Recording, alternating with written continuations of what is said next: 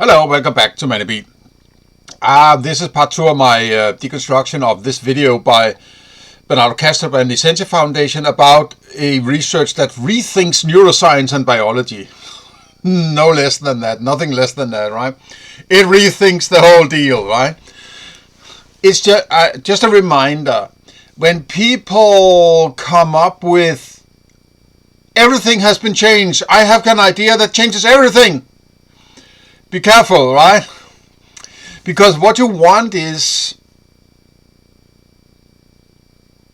work in small increments that builds on top and fine adjusting prior understanding, so this throwing everything out and we have a new thing. It's basically the same as the 1917 revolution in Russia and all the similar kinds of, all the old shit doesn't work. We need communism now, right? We have fixed everything, right? And then there are sort of 5 or 10 years of starvation and toil and hardship, right? Be careful whenever people, I'm not saying, it's not a generalized rule that you can't trust people, what anything they say just because they came up with these kinds of sentences. But it's just built into the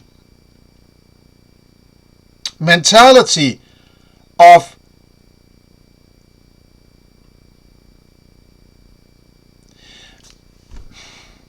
there's a lot of things of mentality and psychology and narcissism, you could say, maybe psychopathy, built into sentences like, everything has been changed by my new ideas.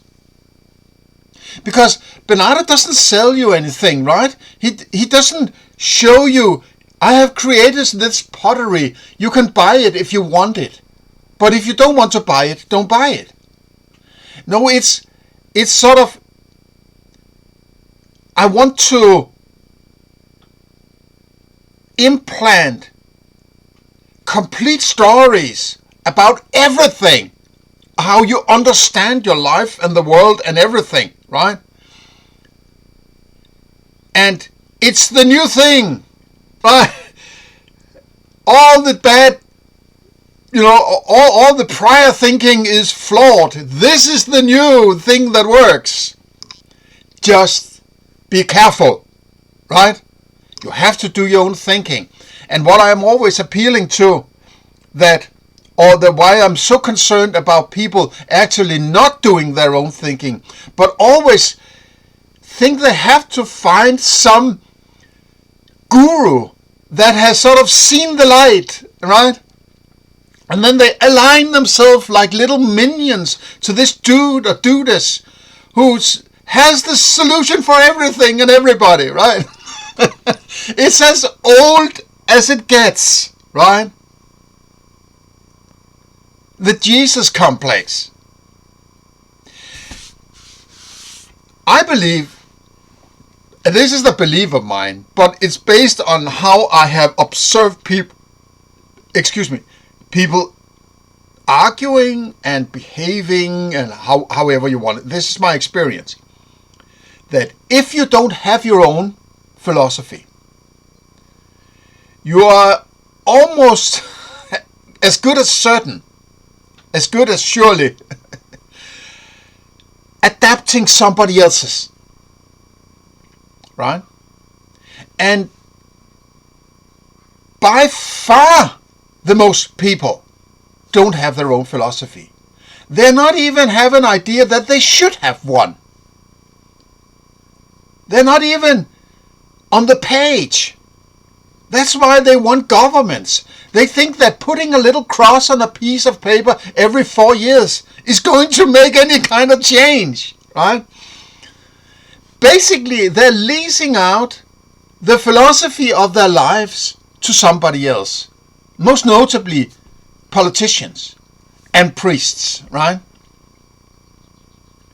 Because they don't feel confident that they have been gaslighted by all power structures, be that parents or schoolings and academia, and so on and so on and so on, that you're not worthy. You cannot think for yourself, right? So you have to align yourself. You can't think for yourself, therefore, obviously, quote, right? You have to adapt some kind of ideology, or idealism, or idea, or mantra, or dogma, or whatever it is, right? And what usually people do is, they look, what did my parents do? Okay, I'm going to do that, right? I mean, okay, so what is out there is a hell of a lot of millions, billions of people, individuals, potentially, that don't know their own ass from their head, right? And sophists like Bernardo Kastrup understands that the materialist approach has this built-in paradox that is basically dysfunctional. It doesn't explain anything, even though those who think it explains something using science, it doesn't explain anything. So if he can convince people that there is actually this paradox, and he's sort of to some degree successful in doing this, he can give people the notion that he's actually the solution to this problem, and therefore they should come over to his congregation, to his religion, to his dogma, right? So it's what's it called, prying for control. It's the old controlling the masses by controlling how they think.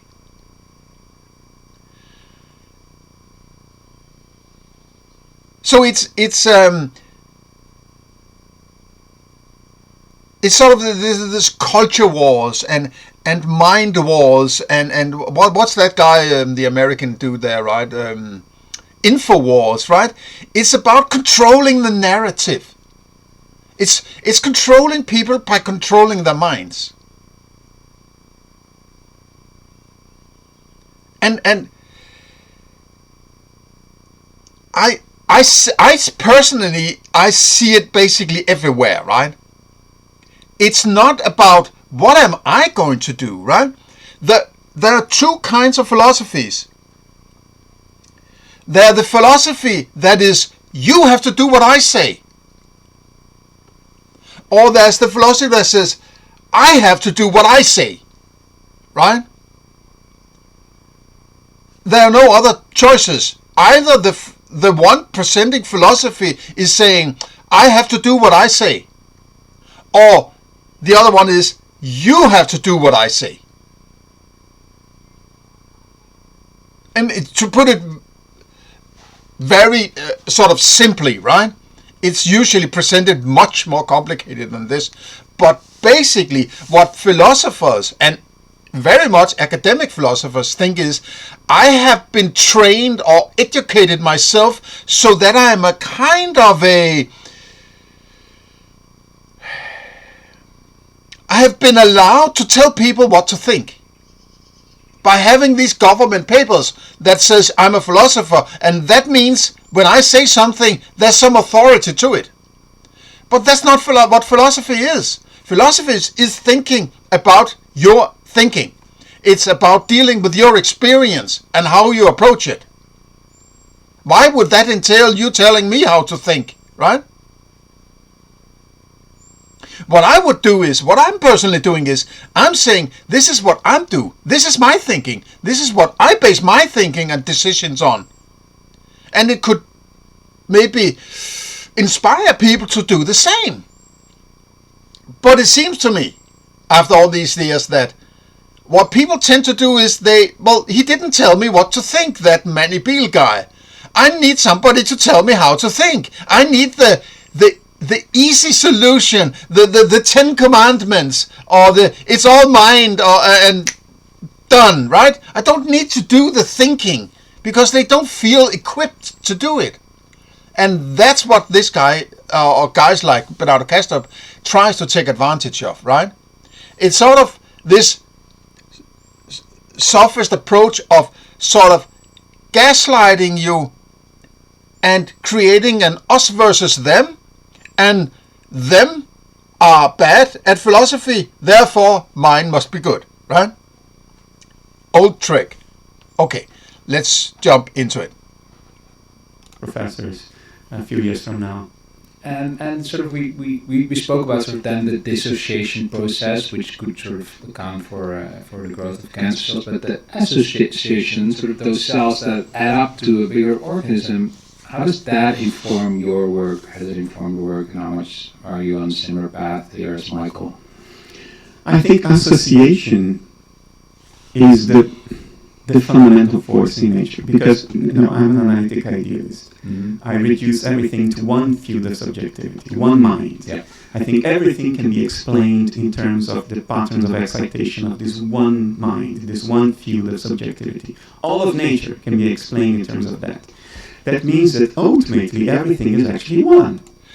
Yeah, but everything in nature can be explained, but then you're sort of putting yourself outside that nature that you must be a part of if there's only one.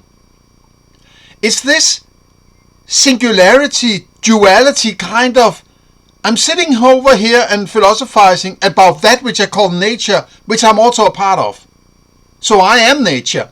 And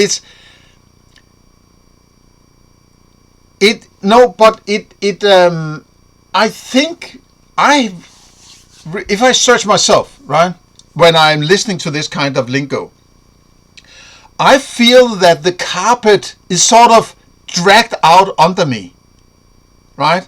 That my secure foundation as me, as the starting point of my philosophy, somebody attempts to pull that rock out from under me and say, you can't think for yourself.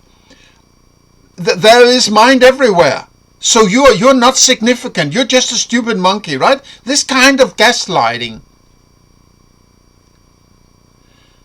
I find it seriously troubling and toxic way of, toxic is a modern word, right? Disturbing way of communicating with people that only creates confusion and doubt and fear and so on. And maybe that's one of the tricks. If you can strike fear into people, they will sort of come to you to get the solution. Why do priests talk about damnation and the Lord will smite you and you will be dragged through hell, and people come back to get more of it, right? How the hell does that work, right? Because you abuse people into submission. Because the unbelievers out there, right? The non-believers, who don't believe in punishment and death as far as the eye can see. You have to be in the church with me and be abused, right? And I have the solution because I have a connection with the higher... It's fucking crazy, right? So you're in this abusive relationship with somebody who is actually just fucking with your mind to make you lose your footing. And then because he destroyed that footing, you expect that because of this dichotomy, bad people over there, I'm the good one, I am the dichotomy that has the solution. Then you sort of beg, give me the solution, please, right?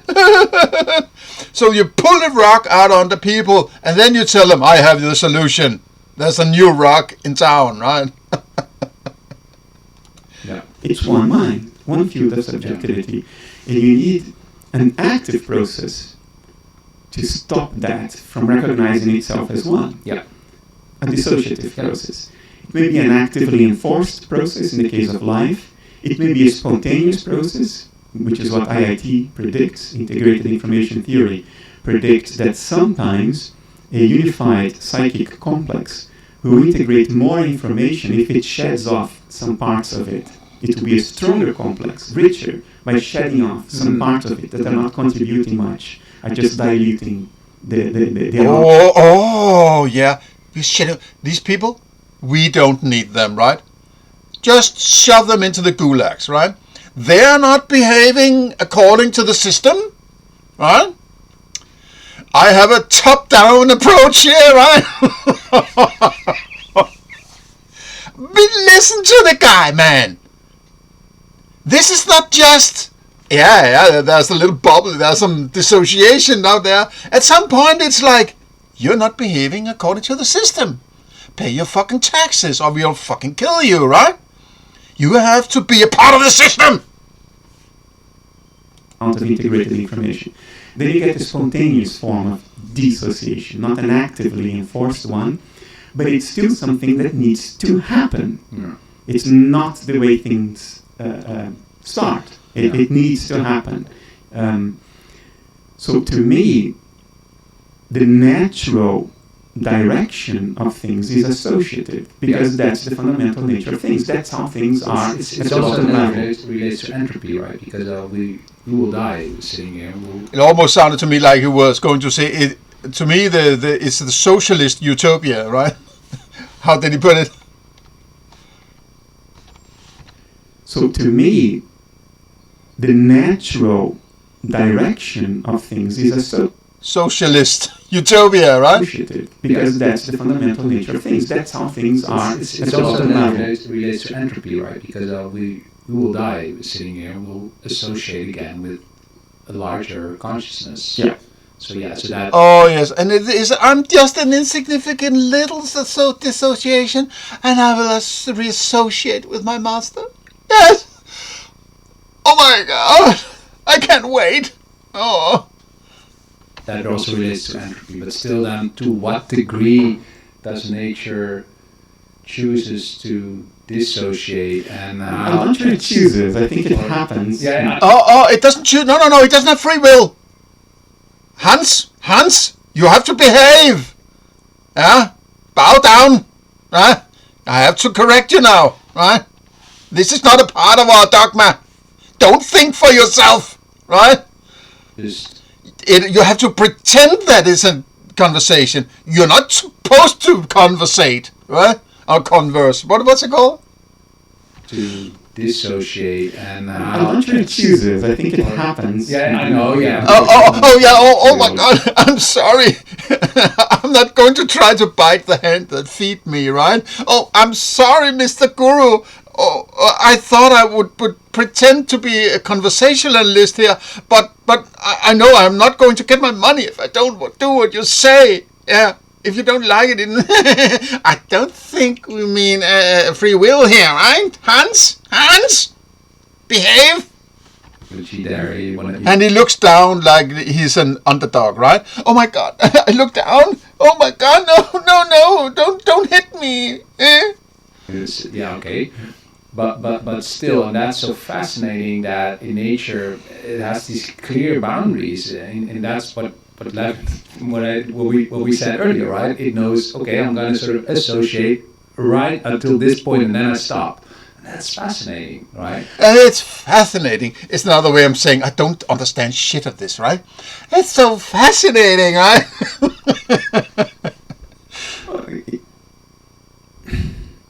It is nature telling us what is actually natural. Oh, it's telling us. It didn't decide anything, but apparently it decides to tell you something, right? Is that your mind, Daddy, talking to you? You're having this Jesus complex and your little minion in there. What's it called? Your little daemon. Sort of the phone to the big guy, right? It's the little guy with a mobile phone sitting in there. Yes, I've talked to the big mind. The big mind wants you to do this, right? Intuitive. And that contradicts our intuitions, because our intuitions are born out of culture, not nature. Well, culture is ultimately natural, but of course we inject. What is culture? I would love for him to show me how he gets to culture within that ontology of his, from the ontology, right? If culture is some kind of abstraction of his, how does he get from ripple to culture? Because culture is something people have been talking about for years, but the ripples are new, in that sense that he's presenting his new kind of philosophy. But how can he talk about something that people have been talking about for millennia, called culture? And all of a sudden, he starts to talk about culture as if it just fits out of nowhere with his ripples, right? How does he get to culture? And this is what I'm talking about, the rigidity.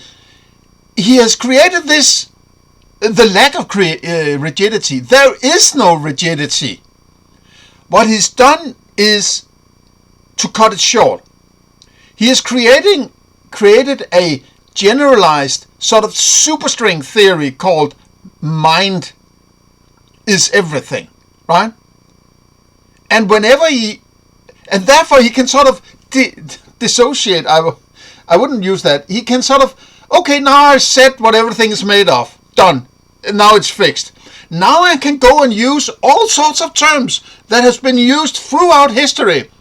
All sorts of terms, all sorts of cognitions, all sorts of abstractions, culture, whatever it is.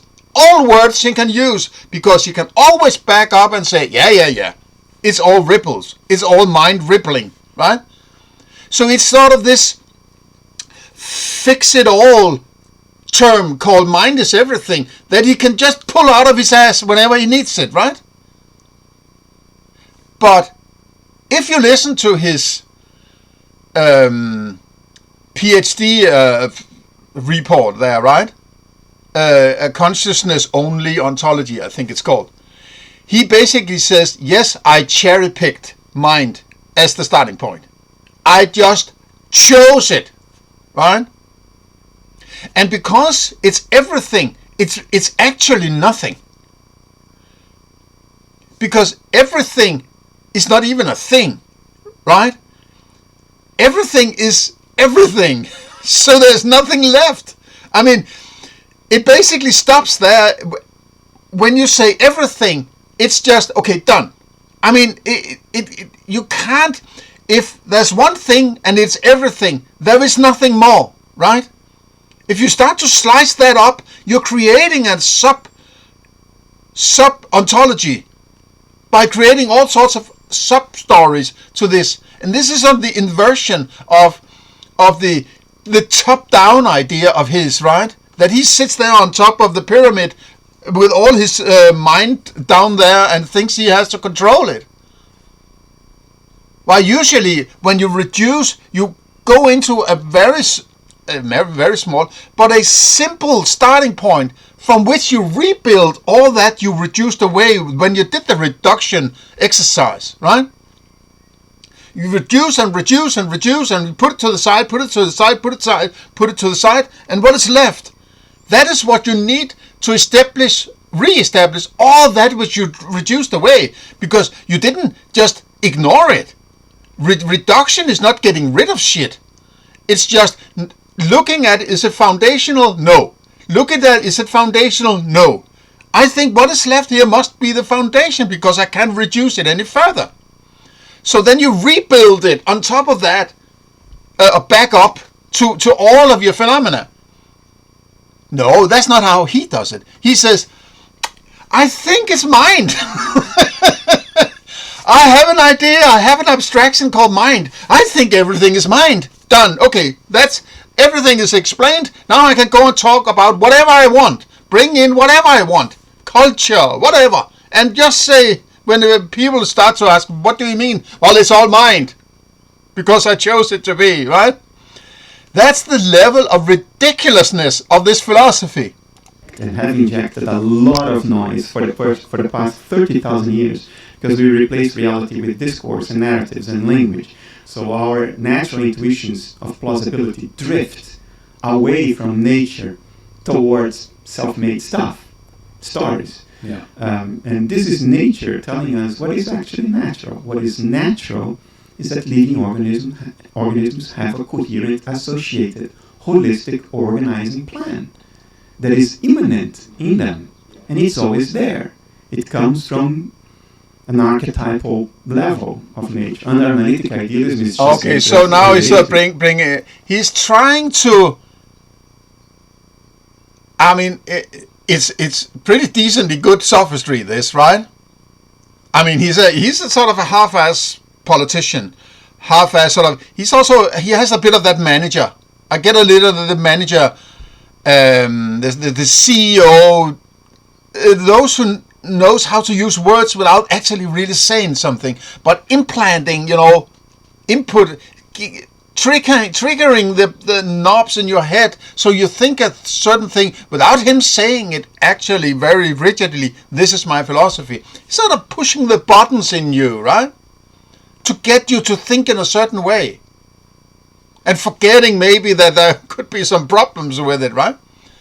And then you're bringing in archetypes. Well, that's Jung psychology, right? And he has written about the Jung metaphysics, right? And the archetypes and living in a collective something out there, right? We are closing in. Because archetypes are mental templates of behavior under analytic idealism. Everything is mental. So, of course, there is this archetypal realm. It is what there is. It's all there is. I thought that everything was conscious. It was a conscious only ontology, and now it's all mental. Is it the same term? Is it describing the same thing, which I suppose it is? So why are you using different terms? It's just annoying. Which one is it? Use one. Forget the other. And if there are differences, disclose the difference. Otherwise, you're trying to confuse me, right?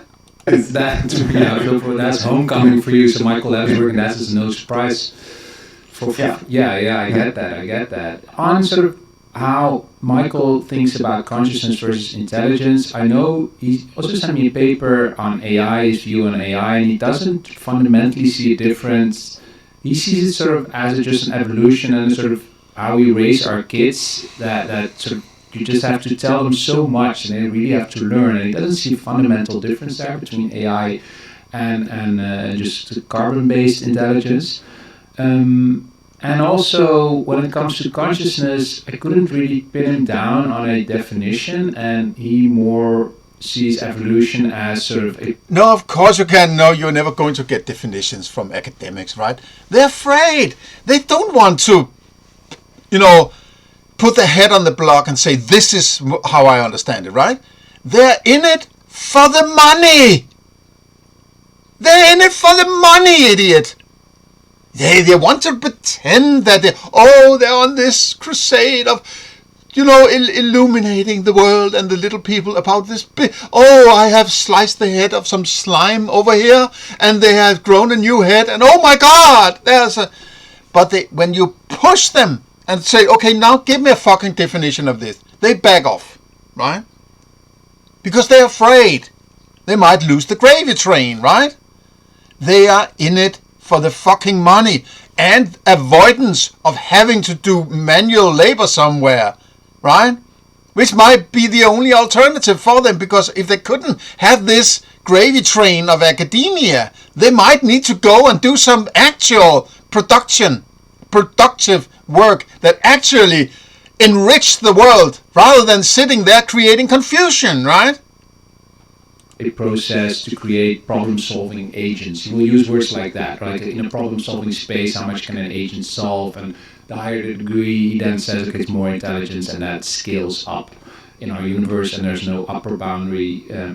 But consciousness, phenomenal consciousness, doesn't really seem to enter his work. He's not a philosopher. But how do you see all of this? I mean, his view on intelligence and how it relates to consciousness. Okay, so that's an interesting thing. He's not a philosopher because he doesn't have the government papers, but can still do some science. Just go and, shut up and calculate. Shut up and do your science, right? But, okay, where does science come from? What is it? Right? Just because somebody got some paper that says they're scientists or allowed to do it, doesn't define what it means to do science, right? What is science? And how do you get to it? Well, it's about thinking about some principles, you could say, some standards, or a particular way of observing, or however you want to put it. It's based on some kind of thinking, right? Would that be some kind of philosophy? Okay, so if you need to philosophize, in order to get to an understanding what you mean by science and why you need science, maybe even in the first place, some kind of meta science or meta science of philosophy of science. Why do you need science? What is it? And how do you define it and how do you get to it? It's all based on philosophy. Okay, so if this guy is not a philosopher, how does he know that he's actually doing science? If he doesn't understand how the manual he has been taught about how to do science was arrived at. He's just doing it because he's trusting somebody who came up with the idea of science was actually right about it. There's no flaws in it. He doesn't need to check it, right? It's more interesting how you get to science. Is there some manual out there that says this is how you do science? I mean, that's one of the things I've always wondered, in recent years, let's say, I've wondered about. Yeah, everybody's talking about science as if they understand what the hell it is. But, tell me where the standard is for science. Show it to me.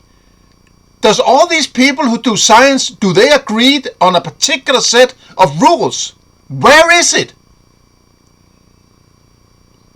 Where is it? Are they using the same rules for educating people to do science in Belgium as they are in Peru? Or in Malaysia? Is it the same standard? Because if everybody calls it science, it must be the same rules they're following, or the same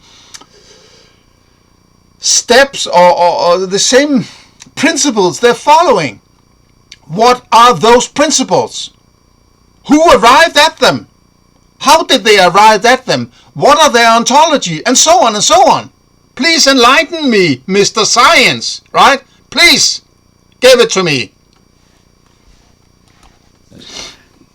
Yeah, now it's tricky because I may be privy to certain views Michael may hold, which are not in his published work, and I don't know how to distinguish them. But I'll say this: we come from the two opposite extremes of this spectrum. I come from computer engineering and computer science. He comes from biology.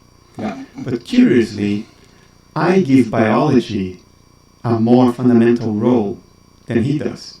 And he gives computers a more fundamental role than I do. Oh my God! So we are different in the same way? Yes. Yeah. We are sort of, we have very different understanding of importance, but we are sort of different in the same way. Oh my God! I love him. Cross each other, right? Maybe both of you can project sort of your project stuff into it because you don't know it. Yeah, it could be. But I see private consciousness, like human beings have, like living beings have. I see that as eminently associated with biology. And I see that as eminently associated. Okay, fancy words, right? But what's the argument? I see that eminently biology. Oh my God, he must be smart. But all he says is, I just see it this way. I don't hear any kind of reference to an ontology or any basics, because there is no connection. There is no basic. There is no ground floor, right? The ground floor is I came up with it. And I can use the ground floor to explain everything whenever I want to, right? And then I can say, I think I like biology, and I think it could be very important, and therefore it's a part of my thing, and then essential foundation, and do as you're told, right?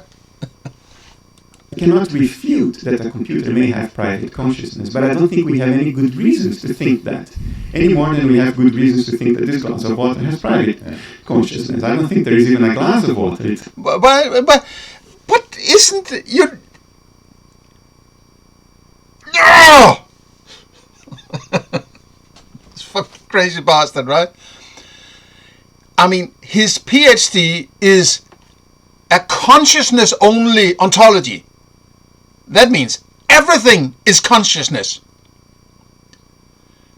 But it doesn't have a, I mean... may have private consciousness. And I cannot refute that a computer may have private consciousness, but I don't think we have any good reasons to think that, any more than we have good... Because it doesn't have free will or what? It doesn't do things on its own accord that you have to control, right? That's why you're so concerned about human beings, because they might have free will. You try to convince them that they don't have, so they have to align themselves with you, right? What is it about these living things that you're talking about that makes them different from a computer? Because if nothing has free will of any kind, to any degree, there's no difference between that glass and you. There's no fundamental difference. And it's all consciousness, right? And at the same time, it doesn't have private consciousness, it doesn't have private consciousness and so on. If everything is made of consciousness and there's a dissociation, that's a dissociated consciousness. And if it's dissociated, it's sort of private, isn't it? So it has its own consciousness, doesn't it? I mean, how can you say everything is consciousness, but this thing doesn't have consciousness? I mean, it boggles the mind how he juggles this, right?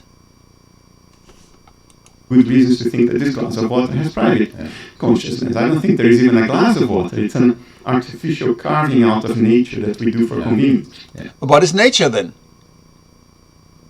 Carving, what is a carving out? What does carving mean? Is that a cognition? Carving out? Who is... It's just throwing these words around, right? He's sort of walking around... He is attempting to make it sound like it's some kind of philosophy that has some rigidity or sufficient rigidity to make you sort of accept it or believe it. Particularly if the built-in dogma already there aligns with your dogma. That's why he's appealing to UFO people and religious people and woo-woo people and Buddhists and things like that, right? Because the built-in dogma is already there, so it aligns with somebody who's already suffering from something, right? I lost my train of thought. It's again the word salad approach to philosophy, right? Be careful, man. Be careful. Yeah. So I see things more top-down. It starts with one mind. That mind dissociates itself. Top down, right?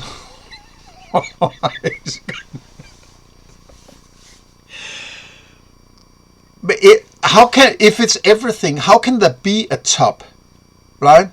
Where do you start when you have everything? Okay, I have everything now, and it's all mine, but there's a top over there. Okay, but then it's just... but it's just a way to describe it. It's not the real thing. Okay, well, why do you talk about things that is not a part of that ontology you have just established, which is mind, it's everything. Then you sort of, okay, I have said everything is mind. Get away with that. Now I'm creating a pyramid, right? And if you start to challenge me, I'm just going to say, yeah, it's all mind. It's ridiculous. It is actually fucking stupid and ridiculous, right? Actively in the form of living beings. And what the dissociation looks like is biology. It's metabolism, which is different from any... So a dissociation looks like metabolism. But you can't look at what color does metabolism have, please? I mean, if you can't observe it, how did you get to metabolism? It's just something you've made up or what? And if it's something you can experience empirically, it has to have at least one of these: color, sound, smell, touch, or taste, right? And or. What color does metabolism have? Don't tell me you have seen a beaver, because that's already cognized, right? What cognition do you use? What sound does it have? What taste does that metabolism have? I suppose it doesn't have a smell or touch or taste. Does it have the sound of metabolism? I don't think it has a sound, so it must have a color. What color does metabolism have? And if you can't give me that fucking color, You're bullshitting me. It's just an artificial term, a model term, like gravity or something like that, right? You can't point and say, look, there's gravity over there, right? But you can see a beaver falling from the Eiffel Tower, but that's not gravity. That's shit moving about, right? And when you see some other shit moving about over here, you say, oh, that's metabolism. Yeah, but you don't experience metabolism. You experience something that you have learned to understand as a catch-all term for this event called metabolism. But that doesn't mean it's like saying, I'm experiencing animal because I saw a dog. No, you experience some colors and sounds that you cognize that dog, and you know that dog is supposed to be categorized as an animal. But that category doesn't all of a sudden become an experience. That he doesn't understand these foundational things says everything you need to know about this shitty philosophy. Anything else going on in nature. There is nothing remotely like metabolism out there. Yeah. And metabolism only happens in life. It's the definition of life. Is it? Who says metabolism is the definition of life?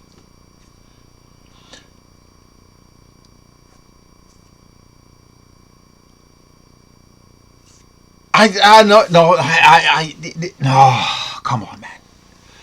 Oh, it's too much. Metabolism, you can't say the definition of X is an ism. The definition of this thing over there is an ism. So I see that top down, and therefore things that don't look like biology. Yeah, of course you see things top down, because you're sitting up there with your the left hand of your God, right? And looking down on everything. You are the center of the universe, right? You're so fucking smart. To me, give me no reason to think that they have private conscious inner life of their own. I think their inner life is subsumed into the inner life of the inanimate universe as a whole. So yes, the matter in the computer is the appearance of mental states, but that doesn't mean that the computer has a private conscious inner life of its own. It doesn't mean that the computer is the appearance of a dissociated outer. It only means that the conscious states underlying the computer are the conscious states of the inner life of the inanimate universe as a... So when he decides it's not a part of the association, it's not a part of the association because he says so, right? And you can't figure this out yourself. You have to come and ask him, right? But is this consciousness private or not? Well, ask our cult leader, right? He'll tell you, right? A whole. Again, a top-down view. I sense from Michael that he has a more bottom-up view. It's like things can cognitively glue together, things that were not born as part of the same organism. Things that cognitively glue together? Has he ever defined from his ontology, which is basically useless, saying that everything is mind? It doesn't help anybody, right? You might as well say everything is Oggy or everything is Buddhi-Bud. Everything is Buddhi-Bud. Now I explained it, right? I mean, that's the same level of explanatory power that his philosophy has. Everything is Buddhi-Budi. Then I explained it. What is Buddhi-Budi? Well, that's what everything is made of. It is this circular structure of thinking. It's ridiculous. It's absolutely fucking ridiculous. That are fundamentally distinct, like a piece of matter here, a piece of matter there, even pieces of biology, but maybe also pieces of silicon. And if you put them together in the right way, their conscious inner life subsumes and glues and aggregates and forms an organism top down. Now, why people are so confused about this, dealing with this consciousness? The problem is, it is not something that exists. It's not something that is empirical. It doesn't have a color, or a sound, or a taste, or a touch, or a smell. Right? That's why it's sort of so elusive, because it's not there. It's like saying,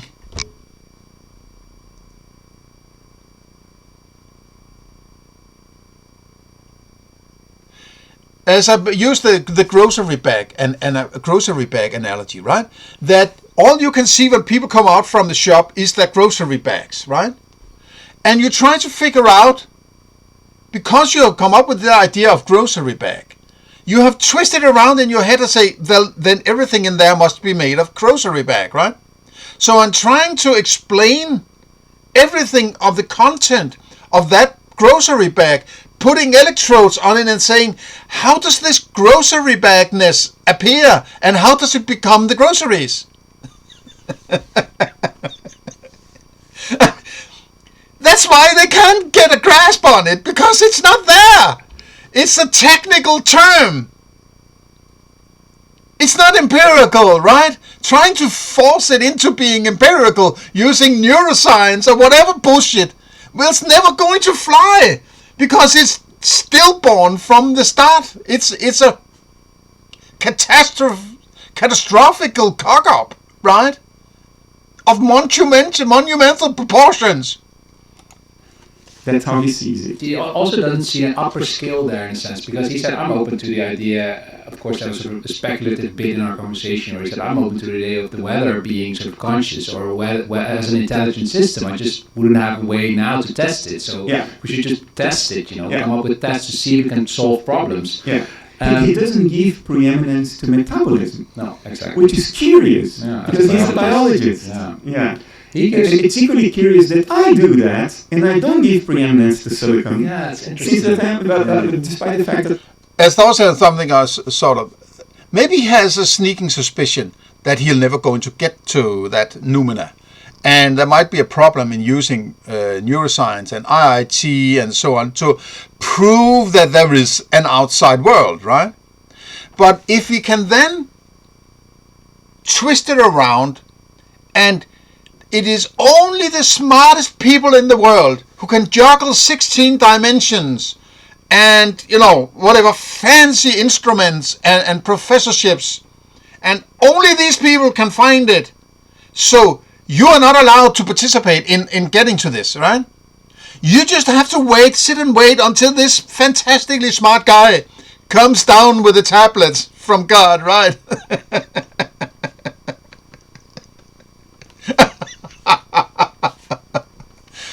This is the trick. You're too stupid, you stupid monkey, right? You have to wait till he comes with the 10 commandments, right? From his big mind. and it's only the smartest people in the world. You are not sufficient, right? You are probably toxic and a cancer on the system, right? But I'm a computer engineer. Yeah, that's funny. It's real funny. Yeah. But that's also nice for the two of you to meet, right? And you have had interesting conversations. Both of you should continue doing so, I think. Oh my God. Is much more preeminent than mine. But he doesn't think so. He gives my profession the same preeminence that he gives to his. Oh, does he now? Does he now? Does he? Really? Or is it out of courtesy? He has to do that because that's what you do in academia. Oh, yes. This academic over there, I love it. I love it, right? Yes, keep giving me money, right?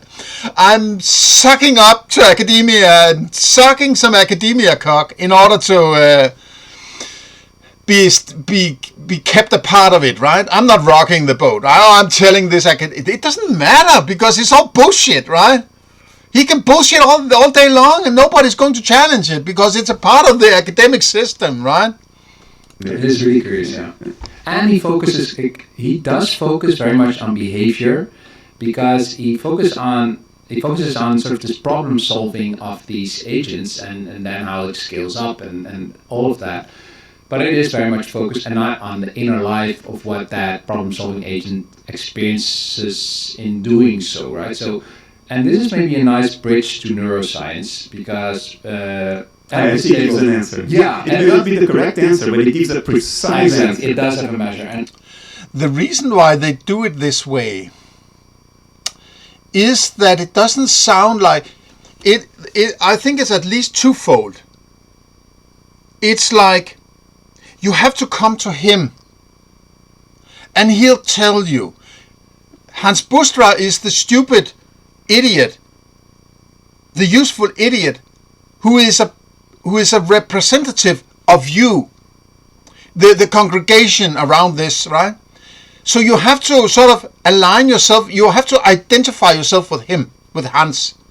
And he has entered the realm of this super being called Bernardo, right? Who sort of talks to his congregation. This guy is allowed to ask him questions, right?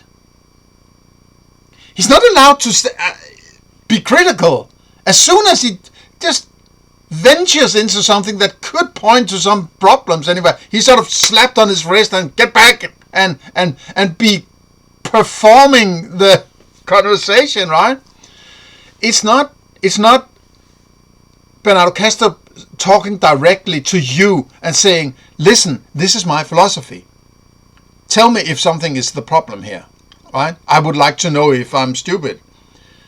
But no, it's like the priest sitting there in his church and you're listening in on it. You are subservient, you're subordinate to his top-down philosophy, right? And a bridge, I thought, just a moment ago when we spoke about this, is that at this table we had a wonderful conversation with Christoph Koch. And during our conversation, he talked about sort of this graph, what we're used to, evolutionarily speaking, that sort of on the y-axis, say we have consciousness and here we have intelligence, and then evolutionarily speaking, we're used to a line like this. We see all organisms that are more intelligent, they're more conscious, and up to us humans. So we're so used to that graph. And now, and he has IIT can say something about sort of that relationship, right? And Michael Levin focuses very much on intelligence, but I think he's also makes somehow the assumption that that line goes like that, whereas IIT says, no, we have a theory, we propose a theory that we can measure that the system might be super intelligent, so it might be here, but it's still super low on consciousness. Yes. And Koch wants to make the world aware of that. Okay, guys, wake up. We're in sort of, that's what's new about AI. It's not that it's becoming conscious, that we are now for the first time in our evolution faced with entities that have a high intelligence, super high intelligence. And no phi. Well, some phi. So you agree with this analysis of Koch? Yeah. I think IIT is not a metaphysics, so it's not explaining how consciousness arises from something unconscious. No. But is it based on some kind of ontology? Because what is that in ontology? All I hear is there's some 5 axioms or something like that that is not sort of arrived at from some reduction base, as far as I can understand. So it seems like it's always go look at the foundations and how they got to the foundation of their philosophy. How did they do it? Or are they just slinging it out? I decide to do this, right? Mind is everything. That's not a philosophy. That's wishful thinking. It's making it the way you want it to be. Creating your own little story that you want to inflict on everybody else. No rigidity. Yeah, you can establish something without rigidity, but when you have established the sort of 5 axioms or whatever IIT does, then you can be extremely rigid about how you deal with it and how you research it and how you make whatever calculations. But if the foundations are found on wishful thinking, it doesn't matter how rigid the rest is, it's still bullshit, right? If you have dog turds in your fancy pizza, it doesn't matter how good the flour is, or how good the salt is, or how good the tomato is, there's still fucking dog shit in it, right? It's not even making that assumption that consciousness arises at all. It's more, actually, in my view, it's more consistent with IIT to think of consciousness as fundamental. But what IIT gives us is the structure and organization of conscious states. How do they come together? How they split from each other? What kind of conscious structure do they form? Yeah. And that's based on some 5 simple axioms, which are incredibly intuitive. At least 3 of them are incredibly intuitive. But it doesn't have to, it shouldn't be intuitive. It doesn't matter if it's intuitive. That's not an argument. I can see there, okay, it's not very complicated, but intuitive? Intuition is not a part of my philosophy, right? It's not intuition. I'm skeptical about this shit, right? And it's all, you don't start out by saying, when you try to explain something, this is great. Would you explain your ontology for me? Oh, it's great. And it's very intuitive, right? Car salesman, right? Oh, you are going to love it, right? Right? No, you start out presenting it, and then you can say, do you find this intuitive? I actually find it intuitive. When you have presented it, no, you have to sort of, snake oil, right? Incredibly intuitive. And not only intuitive, but incredibly intuitive. And if you don't understand it, there must be something wrong with you, right? A little peasant monkey. And there is a theoretical, there's theoretical tooling built to substantiate IIT that allows us, given enough measurements, to calculate what that structure will look like. And it's given by the amount of information that a certain configuration integrates. Yeah. And it postulates that it will always try to integrate as much information as possible, which is empirically true from an introspective perspective. We always experience unitary consciousness. Yeah. Right? We don't break apart unless we undergo dissociative identity. Yeah, there's order and actions that an experience is always a whole or one experience. Yes. Yeah. And it's a big problem, this. Yes, I have presented sort of the overview of my philosophy, and you can come into my audience here and hear the sermon, but we will go and do something, IIT and some professors and some science over here, and we will come back to you and tell you how it is, right? That's not philosophy. That shouldn't be your philosophy, in my opinion. It certainly isn't my approach to philosophy. I have to do it myself. If I can't do it myself, I'm basing my philosophy on my experience. Because when I hear IIT, that's a sound, right? Or some text, some colors. I can't go and look at my colors and my sounds in order to understand my colors and my sounds. That's the whole deal, man. The reason why you have to do it yourself. You can't let your experience tell you how to understand your experience. I mean, it's stupid. But sure shit, they want you to do it that way. So they can inflict their thinking on you in order to control you. What else could it be? Why would they be so concerned about how you think? If it wasn't in order to control you somehow for something that might be undisclosed so far. Wake up, man. It's just everything is just not two Bernardos, it's just correct. Yeah, there is one thing that is like to be a IIT complex. Yeah. Always one thing. Yeah. And it can be richer or less rich, but it's entirely defined. Yeah. And by using this axiom that you're always trying to maximize integrated information, that axiom alone, you have to believe that. Yeah. And the reason to believe that is that it seems to be like that from an introspective perspective. So this is where it gets fucking dangerous, right? You have to believe it. Oh my God, man, right? This is where my antennas like, right? The flags. You have to believe it, right? This is where the sophists get hard. This is hardcore sophistry now, right?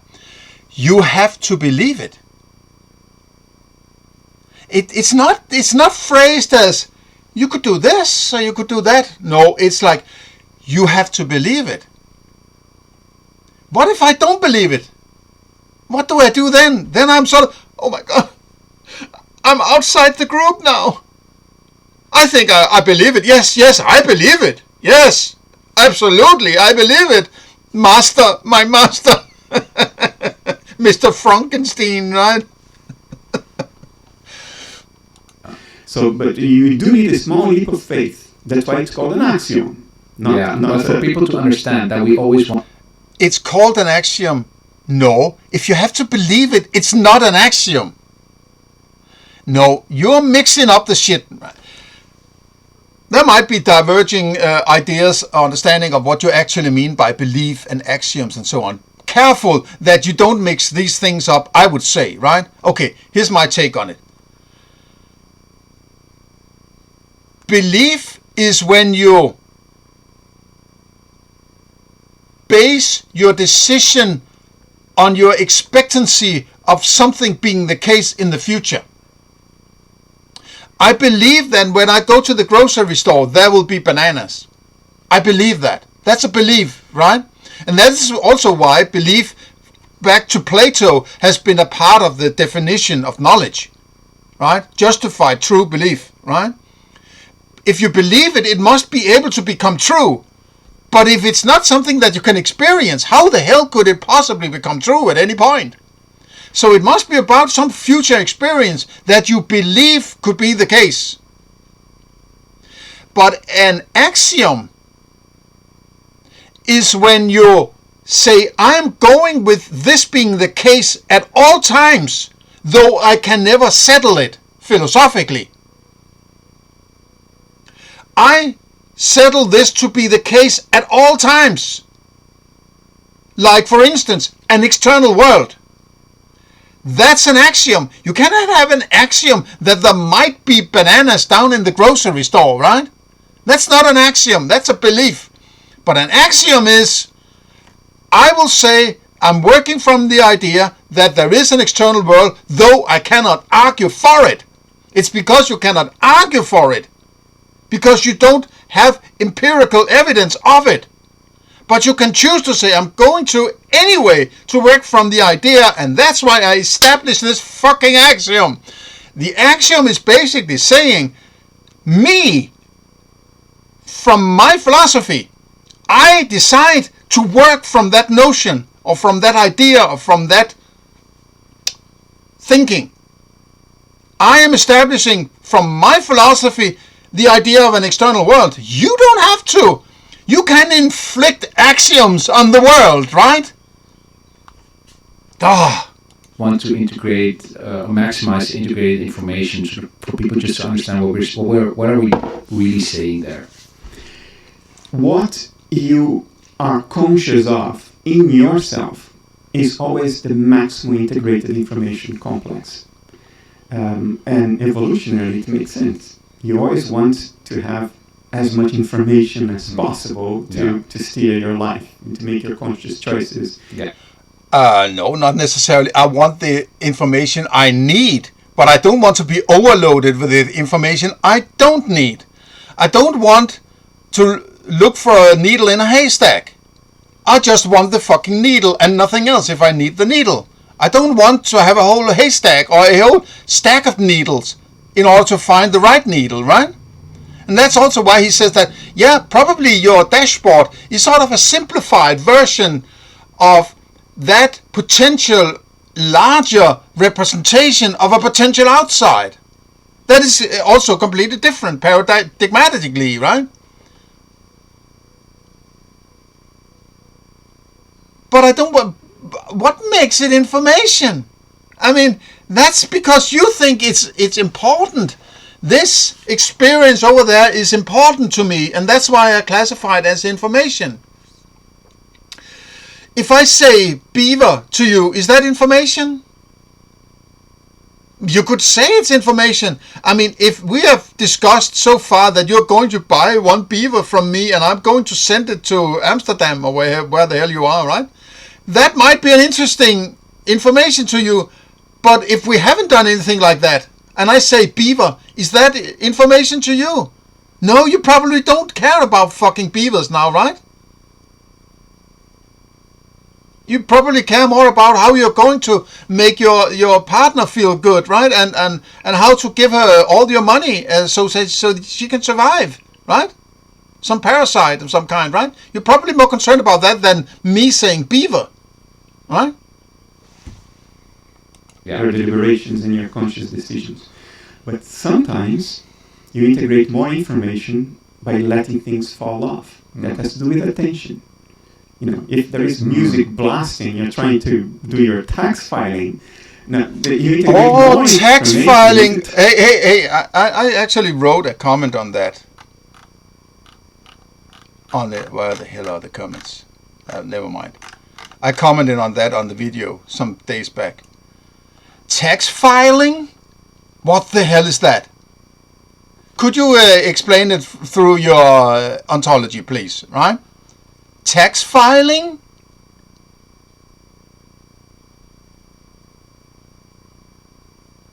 When I go down to the grocery store and buy bananas, is that banana filing? I pay for the bananas, right? I give them some money. I get bananas. They want my money more than they want the bananas. I want the bananas more than I want the money. Crisscross, switch over, right? Everybody's happy. What is tax filing? What is it? Can you explain to me, please? Very rigidly and based on your ontology, of course. Right? Then you go, it's all ripples. There's some tax ripples and some filing ripples. And I'm combining them into some tax filing ripples, right? How does that work? How does that work? Please illuminate me on your philosophy. What is tax filing? Please explain, right? Turn off. Turn down the music. Yeah. So our mental processes spontaneously do. And I seem to recall that many years ago, Stefan Molyneux talked about the same thing about it's annoying when you're trying to do your taxes and somebody is shouting words into your face or something like that. Has he been listening to Stefan Molyneux, or is that just a weird coincidence? Oh, it's the Jungian synchronicity. Oh my God, synchronicity. The same through the mechanism of attention. You sort of screen out, shut off things that are actually reducing information integration, because although they also have information, they lead to a dilution of the information that is actually being integrated in re-entrant loops of the... Oh my God, they can wrap themselves in abstractions as far as the eye can see. I mean, how many abstractions has he already shouted in your face so far? It loops and it's like, holy shit, man, right? Just to explain that you're experiencing banana? The system. So if you accept that, and there are very reasonable arguments to accept that, but you have to accept that. Once you accept that, everything else follows. Through the theoretical instrumentation built to substantiate IIT, you can precisely calculate what will be the maximum phi. And you can predict when we will spontaneously dissociate through attention. You can predict, for instance, non-trivial things like there is an insight from IIT that I find incredibly important, which is there is no perception without interpretation. No perception without interpretation. You No. I was going to say something else. Never mind. There's no perception without interpretation. No, there's no interpretation without perception. You have got the cart before the horse, dude, right? You can make an interpretation before you have a perception or some kind of experience.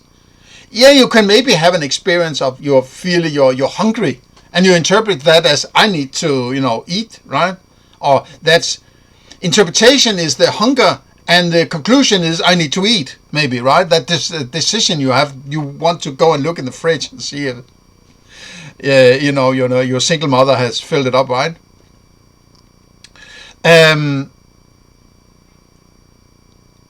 No, there's no interpretation before perception.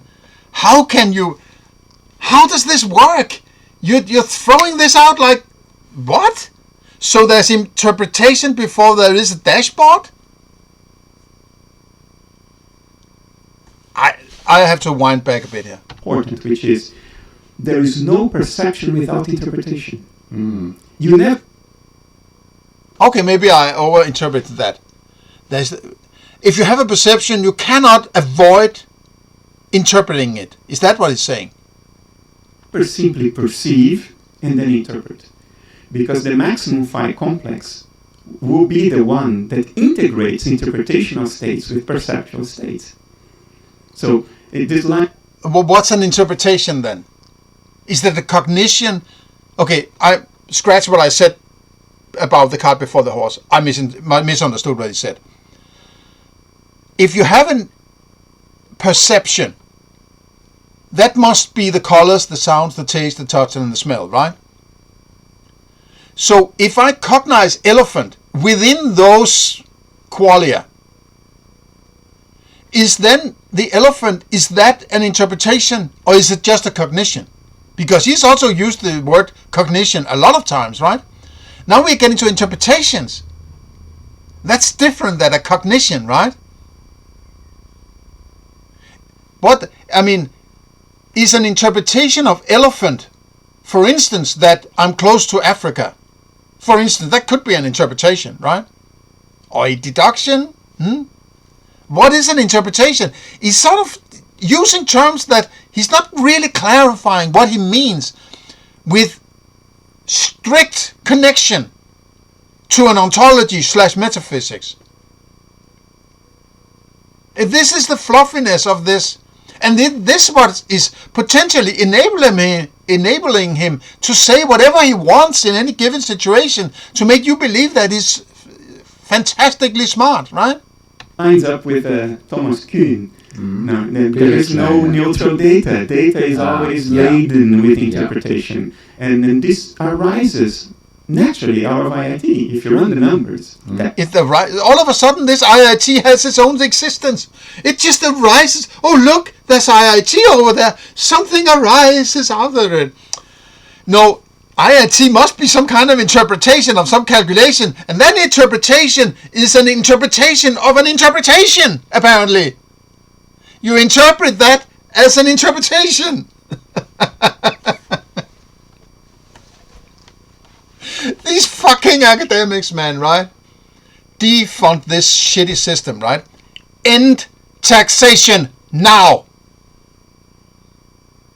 Don't force the little hard-working poor people to finance your bullshit, man, right?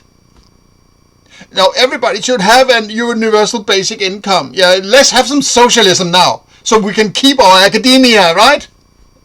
That's what you will get. Yeah, and it could be that we have a system that sort of computationally, when you look at a sort of output of its information, seems to be not very intelligent, but does have sort of high integration. Perhaps a bacterium, right, will already have pretty significant phi. A lot more than an AI computer. Exactly, where we see, and that brings us back to that axis, right, when then you would have like a very high intelligence. When you look at the output, you're like, the thing is super intelligent, but when we measure the integrated information, it's super low, right? Yeah, super low.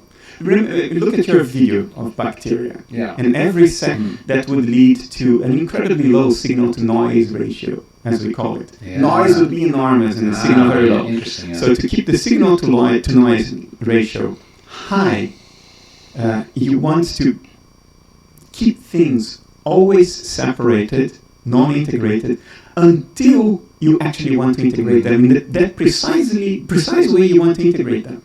Yeah. And it turned out that precise way always entails fairly low information integration, because otherwise we, monkeys, can't design the system. It becomes too complex. We can't handle it. Oh, the little monkeys, right? There they are, the monkeys. I mean, this, yes, I am a monkey, and I'm sitting on a stupid rock, right? But I have been talking to some Italian monkey who says he's come up with a system that can interpret interpretations using 5 axioms and a hell of a lot of computer power and all of your tax money, right? Okay, it's crazy, man. Yeah. So you always get, a computer system, classical von Neumann machine, with very low. He name drops like it's a von Neumann machine. Everybody knows that. No, they don't. But he's duping you, right? He's von Neumann machines, man. Yeah, it's just like every day for me, von Neumann machine, right? Low information integration if you calculate the file. And you want that, so that's really ironic. And he wants to sit there and he can almost, it's almost like he can sense how much people are saying, God damn, this guy's smart, right? It's sort of it's there to make him feel good about himself. He really wants to feel good about him and how smart he is, right? And how many smart people he has in his foundation. And, all the things he has done and all the things he can do and save the whole world. And he's just so brilliant, right? It kind of emanates from him, even though he tries to downplay it, right? But it's rather clear to me. Thinking that ChatGPT might become conscious. You don't want it to become conscious because it might lose its intelligence. You use it. At least the intelligence that we can impart on it with our limited ability to design things. Design. The key in design is to manage complexity through subsystems, through sub-blocks and clear interfaces. It turns out that if you actually design like that, which is the only way you can have a successful design, you're always keeping phi low. That's so funny, yeah. Just to be very clear for people who want to understand sort of the difference between our brain and complex neural networks. Because people really think, we call it neural networks, our brain's a neural network, that two are somehow similar. We know this computer consists of gazillions of transistors that are highly connected, so what is the difference here? When we say an artificial neural network running on a GPU, graphics processing unit from NVIDIA, that's a digital artificial neural network. Now, okay, so now we're talking computers. I think I went over the 1 hour mark, so be it. So I think this is not enough for this part. What do you think about this? Nothing has changed in the realm of idealism or analytic idealism, right? It's just, still confused on a higher plane. It needs to be challenged. I mean, who's going to challenge this, right? This guy, Nathan Hawkins, who has done some criticism and had Bernardo Kastrup on board on his show after he amassed more than 8,000 subs, then apparently Bernardo Kastrup thought, I better go on the show and crowd control a bit here, right? To make sure that the minions don't get, second thoughts about my philosophy. So it's sort of crowd controlling and keeping the lid on the criticism, right? An in-house criticism. So who's going to challenge this guy? I mean, I'm the only one I really found out there. There's a few others but they're not particularly good at arguing for finding the flaws and so on, right? So it's not because I want to put these people down. I want to warn people who actually want a good philosophy that these people are not doing good philosophy, in my opinion, for the reason that I try to disclose. So I'm trying to get you to think for yourself and hone your skills and be critical about what somebody else says. But you need to have your own philosophy, right? Now, having your own philosophy is not that easy because you're starting from the point where you don't have a philosophy and you might not really understand how to do it. So how do you get a philosophy when you don't have one and you don't understand how to get one and might even not understand that you need one? That's the problem. So if I'm sort of in the no man's land between you not having a philosophy and this guy wanting to inflict his philosophy on you, I'm trying to sit here and say, don't just eat it raw. Be critical, be skeptical. That's my job, right? Okay, see you in the next one.